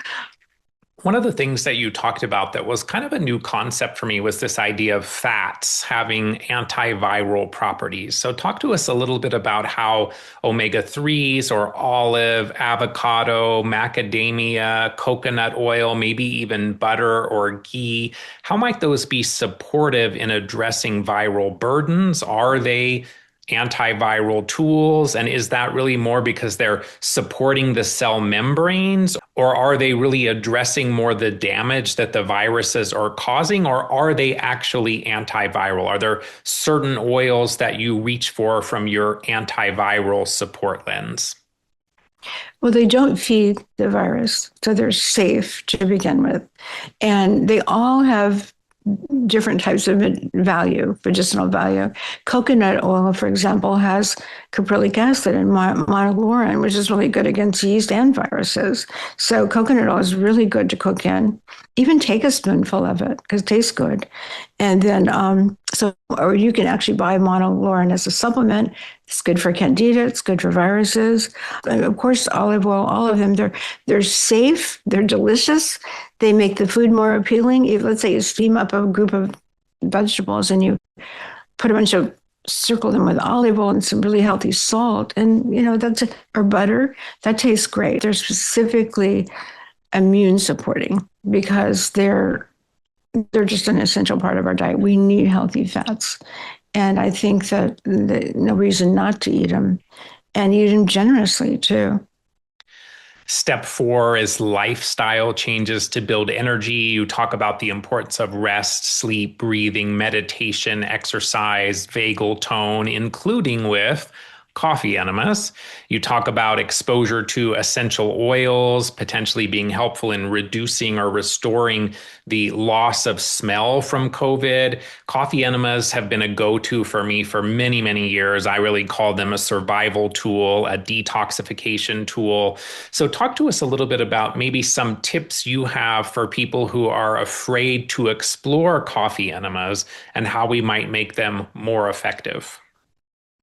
Well, this is what I usually tell people to do is there's companies that sell these 1-quart buckets and they have a little tube at the bottom. It comes with the tube and you put the tube into the hole there and then you put whatever you're going to put into your body into the water and then fill that. It's just a quart. We've even done this with children. As a matter of fact, it was a really valuable part of our autistic program is to get their moms to do enemas. They're so toxic. And the moms were always shocked that that there was so much toxic material coming out of their jaw, because they said, he's only been alive a year and a half. How come, what's happening? But actually the body's constantly making these toxins and they end up in the stool. So it isn't that they've been storing for a year and a half or something, maybe, but it's really that the liver, we're just constantly making toxins. And most people, for a number of reasons, they're not relaxed enough, they're stressed out and everything, or different problems with the gut, they're not eliminating. And so that's why I think regular enemas and coffee enemas have a special purpose for the liver and for glutathione. I just think that's a tool that people, if they feel kind of queasy about it, they can get over it. What you want, this is what I would teach my moms with the little kids, is lay down. If you've got a mat or something underneath, lay down a towel and then put an underpad down, because that's going to prevent anything going through. And then, have the son lie down, the little boy lie down, even babies. And this little tube is very tiny, and you can lubricate it with something like coconut oil even, and just slip that up in there just a little ways, 5-6 inches or whatever, and then slowly release the water. And the slowly releasing the water is very critical, because if you release too fast, you're going to need to eliminate. You're going to want to get up and let everything out. So you let it in so slowly that the body can't tell that water is being put into the colon, and then put in as much as you can. If it's a child, it's not much at all. But if for a grown-up person, it can be the whole bucket easily. Sometimes some people will have a second container of water to put it in, and they can do more water. Now, home enemas are easy to do. They're affordable. I'm a big fan of colon therapy done properly, and that's the key, because I feel like lots and lots of colon therapists around the country are not trained right, so they don't get the effect that they could get with colon therapy. So if you don't mind me explaining that, but what you do is colon therapists are trained to kind of let the water in, and then the client says, "Oh, I need to release," and they turn the knob and they let everything out. And that's not a very good way to do it. What you want to do is let the water in. When the client says, "Oh, I want to release," you open the knob just a little bit and let out something, whatever will come out at that moment, and immediately start adding in gently, slowly, more water. So the goal is, in about 10, 15 minutes or something, there's water adding, releasing more water, more release. But what you're actually doing is you're ending up with a lot more water, so that the entire colon gets filled up all the way around. And then soaking starts happening. So maybe not that much is coming out in the beginning, but with all that water sitting there all the way around, the soaking that happens, then you start having releases that are much more abundant, a little ways, 5-10 minutes into the colon, into the colonic. So that's how it should be done. And if you go to a colon therapist, tell them that. Some colon therapists are real kind of arrogant. They think they know everything and they're not open to doing another technique. But that's an effective colonic. And then I do think that implants afterwards can be very beneficial. I wouldn't actually put the bifidus in the enema water if you're doing a coffee enema. I would do the coffee enema and then do an implant and put the bifidus in there. Knowing how much you know about the inner ecosystem, the microbiome, do you have any concerns that colonics or coffee enemas could have a detrimental effect on our beneficial flora? Yeah, I'm glad you asked that, because everybody wonders that. First of all, the good guys are going to be adhering to the mucosal wall, and that water going in and out is not going to bother them. They're there. And then the other thing is, people up in the small intestine, there's already food waiting to come down. And hopefully you're eating some little bit of fermented vegetables with your eggs or steak or whatever, and you've got some good bacteria in your small intestine. And so they're going to come down and repopulate the colon, basically. So I don't think people need to be worried about that, but everybody is. It's a common question. Step 5 then is to embrace detoxification. We've already done that some with step 4 and coffee enemas, but you talk about fasting, sauna, colonics, different enemas. We also know that fasting can be a great tool for supporting autophagy, or clearing out those senescent cells that don't do any good for us, but they continue to drive inflammation. Some people call them zombie cells as well. There's a number of different supplements. There's even some pharmaceuticals in that realm, rapamycin, dasatinib, things of that nature. What are some of the things that you think about for supporting the removal of those senescent cells? You always sound like a broken record, but having a healthy gut is having a healthy immune system. And a healthy immune system will get rid of these senescent cells. They're naturally occurring. Sleeping is important. Getting enough rest and sleep is very important. So I don't think that we need to be overly worried about them if we're taking care of ourselves and doing all the things we should be doing. But I do think there's no doubt that senescent cells form in the body, and it is one of the things that contributes to aging. So it's good that we know about them and that we're mindful. But taking drugs like rapamycin and all, I think that's, most people aren't going to do that, or don't want to, can't afford it, have no idea where to go to get rapamycin. And I don't think it's necessary.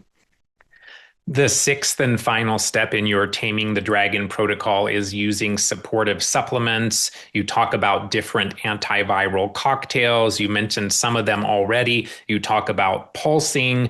Two of the things that you highlight in that conversation are vitamin D, which many people know about, but also vitamin A, which I think we often overlook in the viral conversation. It can be a great antiviral. So do you recommend taking vitamin A as a supplement? Are you thinking about egg yolk or cod liver oil? And then maybe adding to that, are eggs a potential concern with viruses, as at least one online popular source suggests? Well, I would not recommend the eggs in the beginning because they're protein and they are acidic. But when you go trying out some protein, you might start with eggs, softly cooked, so they're easy to digest. And I have eggs always. I did this morning with a big scoop of fermented vegetables to help digest those eggs. Vitamin is extremely important. If you're taking vitamin D, you should be taking vitamin A with it. You can't get D into the cells without A. And it's interesting because in nature, cod liver oil has A and D, butter is A and D, eggs, yolks have A and D. So we need to take vitamin A. And, if you have lung problems, like a consistent lung problem that, like, say you had a cold or something and you have a cough and the cough's real persistent, it just won't go away. It looks like the research shows that large amounts of vitamin A at that time will help resolve that lung infection. Then I mean large amounts, like 50,000 IUs for several days. And that's actually a popular strategy in the autism community for some of the viruses as well, is that very short few number of days, high dose vitamin A for dealing with some of the viral pieces. That's a good segue then into our final part of our discussion, which we're going to talk about autism and the issues that children are facing today, and also touch on the concept of an epigenetic reset to optimize the health of young people. You've been passionate about working with children on the autism spectrum and their families for many decades. So talk to us just at a high level about what have you observed in the autism spectrum realm in terms of the triggers for autism, some of the emerging tools that are helping children on the spectrum. What do you think needs to change in our environment and in our world to reverse the trend we're seeing today, where, as an example, in some places as many as 1 in 12.5 boys may develop autism? When I first started, it was 1 in 180 boys, and that seemed like way too much. So we haven't done anything to resolve it because the information's not getting out. One of the things I'd say is that you have to, if you even suspect that your child, usually a boy, has symptoms of autism, like they're not present and they sort of seem OCD and they're not paying attention. If you have any suspicion that maybe, don't wait to go to the doctor. Change the diet right away. It's the most important first thing to do. And so getting these kids identified and get on a program, I guess, the one I recommend, is essential to do it very, very early. Because what I noticed is that if you get them on a program in a year, they can be very normal. This happened all the time for us. And then 5 years, and by the time their hormones start changing, it's like a window has closed, the opportunity to get them well. But it was interesting because I started off with a group of, I think there were 6 moms originally. That group grew to about 2,000 people. Some were practitioners, but lots and lots of parents. And, back in those days, women were beginning to really get on the internet and share information. So the word got out all over. Even we had Body Ecology Bedrock. It was called Bedrock, Body Ecology Diet, Recovering Our Kids. And the word spread everywhere. I mean, we got emails from parents telling us about how successful their program was in Hong Kong, Canada, England, Australia, everywhere. So the thing is that we started early, and all the kids were 2 or 3 years old. One was a 10-year-old, and he got completely well. They all recovered. And that was kind of surprising because so far there was no children weren't recovering. And also there was no idea that the diet was important. So there was kind of, beginning to, some parents were noticing that if they took their kids off of gluten and dairy, they improved to a certain point. Of course, I knew they all have Candida. Most of them are blood type A. They have gut issues. And so I felt the first autism conference I attended where they listed what was wrong, I thought, gosh, I might be able to help. So I actually got one mom who called right after that with a son. She did everything I recommended. I was amazed. But because one of the things I recommended was to start them on coconut water that's been fermented. And at that time, coconut water is real hot. Everybody was doing it, but it was so full of sugar. I was thinking, oh no, this is really bad. But I got the idea to take our starter, the kefir starter, and ferment it, and then started using it myself, and other people were starting to do it. And actually, tons of people in LA started doing it in the raw community. Everybody was reporting that they felt better, but like women said, their periods were so clean and healthy, and joint problems went away. And so clearly the fermented coconut water was really good if it was fermented. So that's why I recommended to the mom to start with that, because you see the kids are eating all kinds of junk. I mean, that's all they want is bread and pizza crust and stuff like that. And you can't get them to eat healthy. So the first thing a parent's going to think about is, well, my son wasn't going to eat broccoli. He's not going to eat this food. So so I recommended always start with the coconut water. And that's amazing. And because it has this amazing ability to take away your cravings. So in about 4 or 5 days, the kids were suddenly crawling up in their mom's lap and eating the broccoli off their plate. Their whole, the gut brain thing is changing. It's fermented. It's positively affecting the brain. And then, so that was an important part of it. And I also wanted them to eat fermented vegetables, of course. So what we'd do is take like some chips, like blue corn chips, let's say, and put the vegetables in a bowl and the chips around it and have them dip in. They like to do things like that. So that wasn't very hard at all. And then, of course, as more and more parents started reporting on these amazing changes in their kids, more parents decided, let's do this. And they also got well. So at that time, doctors that were working with children with autism those parents would go to those doctors and notice, well, he's speaking now and he's present and so on. I used to have so many amazing emails because that's how everybody communicated, was through an email thread. And I remember one of the first ones that actually made me cry was this little boy. His father was ashamed because he had autism. Plus also the little boy wouldn't have anything to do with him. And he stayed in the room, in the back room, watching TV all the time, one video after the other, using the same video. And his father had just completely given up on him. And then her mom was amazing. She did the coconut water. She cracked this. So you couldn't get coconut in boxes then. You had to crack the coconut. So she actually made coconut water for him. And at first she told me that she put it in his junky juice. I have no idea what the junkie juice was, but that even started changing. In a couple of days, they don't want the juice anymore. They just wanted more and more of the coconut water. And so he was drinking a lot of that, but he continues to got well. She went out to lunch with her friend and wasn't paying attention to him.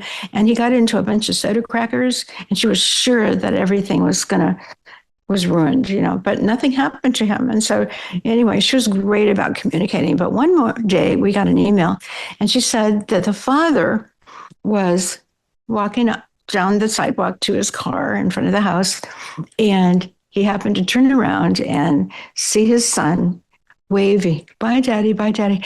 He started crying. He broke down and just started crying and sobbing because he had his son back. So I got all these beautiful, beautiful stories from parents. It was really a special time. But I kind of stopped working with that group, or working so much for different reasons. First of all, I was frustrated that the word, here's an answer. You'd think people would be at your door using that answer, putting it, and yet there was another group developing at the same time that was all about, let's use medicine and let's do a lot of testing on these kids. Well, that's not really necessary, in my opinion. So I got very frustrated. And also I was lecturing at things like Autism in One, and I was trying to get this other message out that we can prevent autism. It's very, very preventable.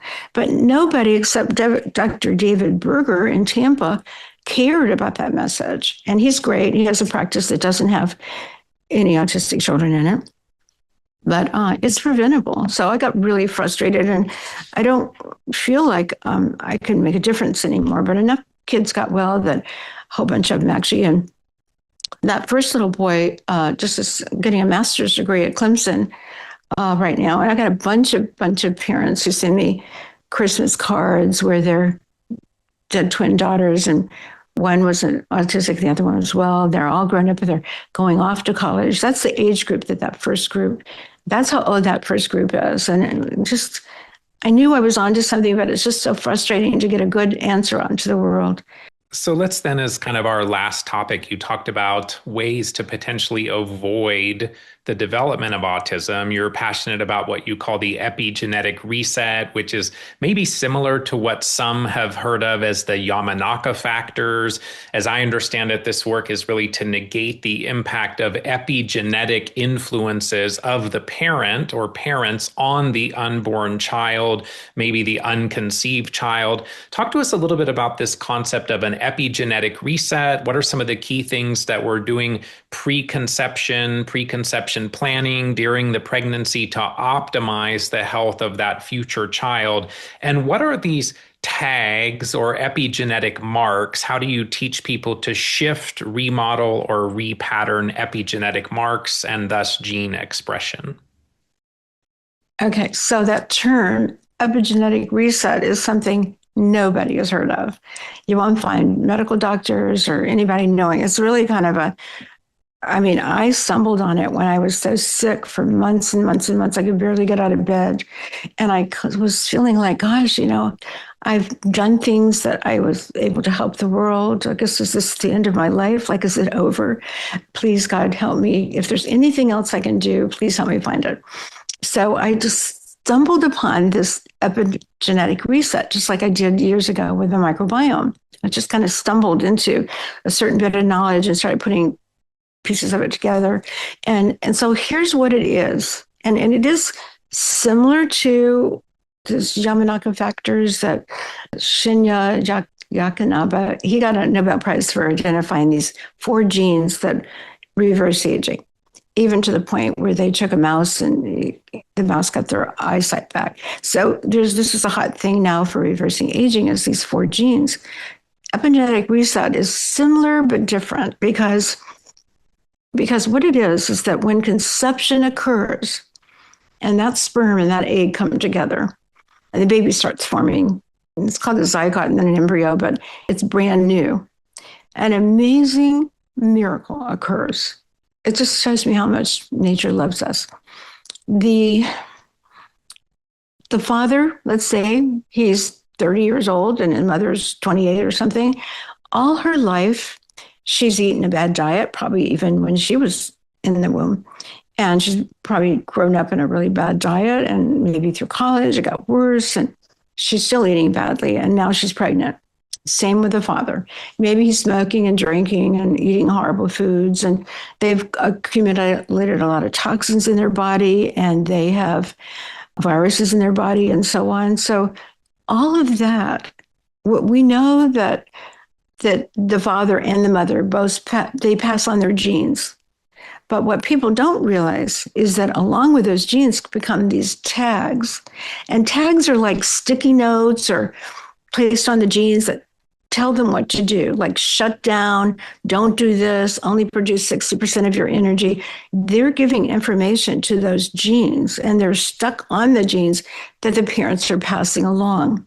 But here's the amazing miracle that I just want everyone to know, everybody who ever wants to have a child to know about this, is that in the first 5 days after the sperm and the egg come together, all those tags are wiped completely clean. That baby has a clean slate. He's not going to be paying for the sins of the fathers or the sins of the mothers and all that. It's gone. Those are gone. And the baby has a chance to start developing his body and his brain without the things that the parents have done wrong. And this is huge. It answers why we continue to have children that are getting weaker with each generation, because we've been passing along these tags from great-grandparents, parents, passing them along in these genes, and now they're wiped out. So if after the 5th day, that opportunity is gone, and on the 6th and 7th day, that little fertilized egg is starting to plant into the uterus. And then tags start to come back on again, based on, again, how's the mother eating. But, just studying sperm, this got me to really start looking at sperm. For example, nobody gives credit. I mean, the mother's kind of blamed for anything that happened to that baby. But the father and the sperm can be very, very dysbiotic today. The sperm will carry tags for infections and for toxins and for the bad diet. That's in the sperm. And the sperm, when it's dysbiotic, the mother, her vagina, the microbiome in her vagina won't even accept that sperm. So, that's going to contribute to infertility that we have today. So the father really needs to also have a preconception checklist and do certain things to clean up his sperm, which can happen quickly over about 3 months. For the mother, it takes longer, maybe about 6 months, ideally or longer. But it's really, really important to do that so that we can start to turn around this issue that we have in our culture where children are getting weaker and sicker, and they have no resilience, their immune system's wrong. Nobody, and I mean nobody, because I've worked with lots of more and more pregnant women, they say to me a lot of times, why doesn't anybody tell us this? Like, for example, how important it is to start that inner ecosystem as soon as that baby is born. And actually, even beforehand, you can do things that start to get that inner ecosystem in place in the baby, which is going to develop over the next 2 years into his immune system. And everything that happens in that 2 years is setting a stage for the rest of their life. So it's a really, really important time for us to start to focus on this period of, I just am awed by the fact that we have an ability, men and women together have the ability to bring in another human being. We can create life like that. And it's an extraordinary responsibility that everybody should take lightly and honor. And even our culture needs to set things into place so that when parents are ready to have a child, it becomes easier for them to do so. I get really frustrated. And so working with autistic children sort of sparked my interest. And let's go back even earlier to more of a root cause. What is the root cause for these children that are so sick, that have autism and everything else? They have obesity, they have diabetes, they have all kinds of brain neurological problems, PANS and PANDAS. So I would think parents would be scared enough today that they'd want to learn what to do and set their child off with incredible opportunity to erase that slate clean and have that. That's the epigenetic reset. And you can look that up. There's not much on it, but parents need to know about it and share this information. Women need to share it with each other because women are great at doing that. they need to turn to their partners and saying, look, I want you to clean up your diet too because your sperm matters. We can change within a generation everything that's going on with our children. So you mentioned that the sins of the father, that there's an opportunity for a clean slate, that those things don't have to be passed on, that they're essentially reset. Just to be clear, now that's not something that automatically happens, right? Is there something that either the mother or father needs to do to cause this epigenetic reset to happen? No, the embryo triggers it all. As soon as the embryo is formed, it has genes, of course, and it has enzymes, and it immediately starts to protect itself and clean itself of the problems from the parents. And so one of the things I'm kind of up in the air about is with viruses, are they passed along to our children? And there's kind of there's a ton of protection even before conception happens in the sperm, in the egg, that begins to put into place protective mechanisms to protect us from viruses and from bacteria. The placenta that's formed, which is very much formed by the father and the mother, the placenta is going to protect and nourish that baby, which I think is interesting because it shows right away for the father's role early in life to protect and nourish. But there's all kinds of things that the placenta does to push away and get rid of the bacteria and the virus infections. And so getting rid of those tags is important. And how do you do that? Well, they come off pretty easily if you just switch your diet, switch your lifestyle, get rid of the stress, do all the things we all know already what to do. Prioritize sleep and diet and stress, I would say. The tags will start to come off, or at least they won't be added on. Let's put it that way, because when in the 5th day, they're starting to be added on again, new tags. My last question is the same for every guest, and that is, what are some of the key things that you do on a daily basis in support of your own health? Oh, gosh. It changes all the time. But right now what I'm doing is I happen to love Tahiti noni. So when I get up in the morning, I'll have a little shot glass because you're not supposed to take more than a couple of ounces. And then I right now, because she's supposed to get more energy from hydrogen, so I'll put a hydrogen tablet into water. See, we wake up dehydrated. So I think in the beginning of our day, we should be hydrating in any way we can. So I don't like any of the electrolytes, but they're great. I mean, the ones on the market are too sweet or they taste strange to me. So I use Ecological Formula's Tri-Salts. It's missing salt. So I'll put that in the glass and I'll put in some vitamin C powder and I put in salt. I usually put in a little Celtic sea salt because this is an incredible company that has wonderful salts, and they all taste a little different. I love Mackay, and I love their kosher salt, but Selena Naturally is the place to go to get those, and I just cook with it and put it in. And even sometimes I'll sprinkle it, like I said, in my hand and eat it for energy. But we do need salt. Salt is the most alkalizing of all substances, so we need salt. So after that, I will have Pectosalt is another one I'm pretty faithful about using because it's good for the gut. It gets rid of that galactin-3. It cleans your body of heavy metals.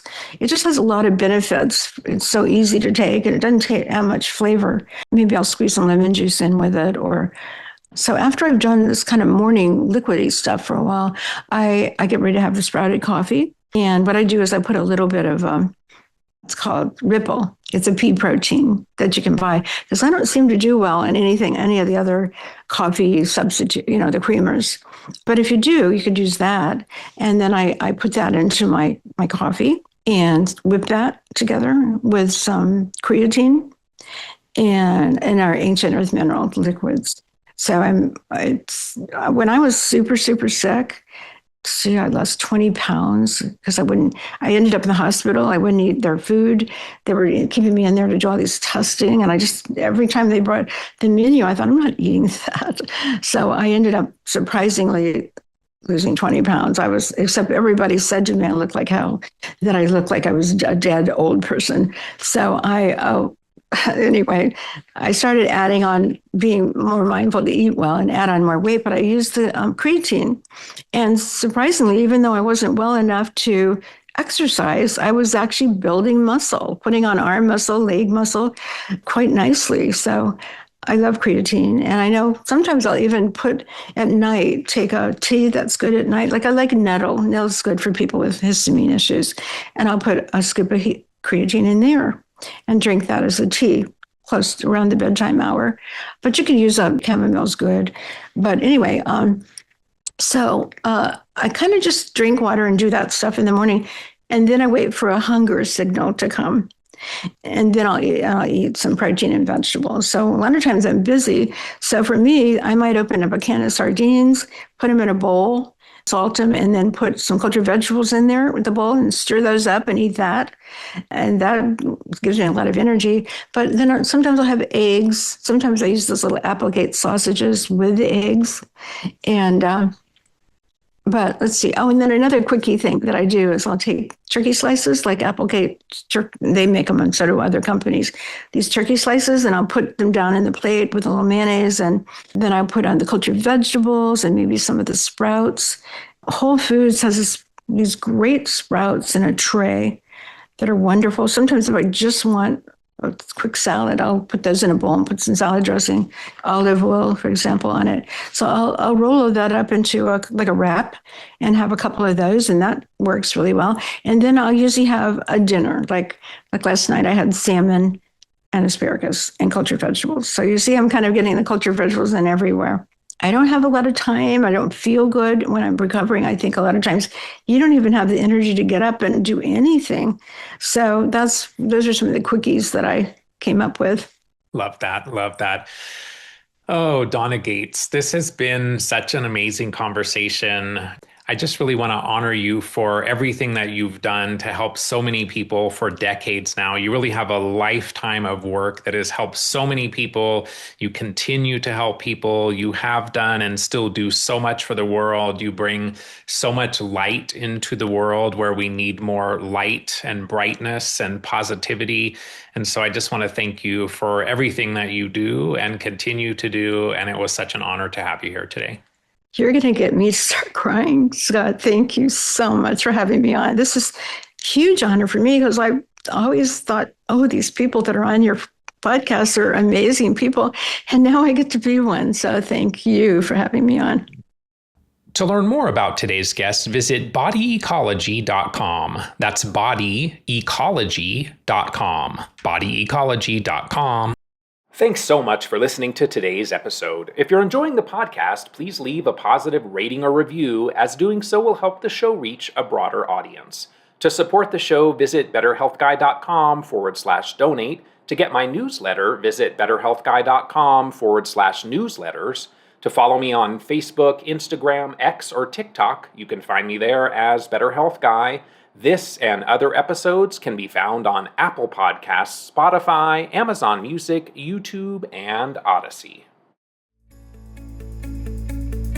Thanks for listening to this Better Health Guy blogcast with Scott, your Better Health Guy. To check out additional shows and learn more about Scott's personal journey to better health, please visit betterhealthguy.com.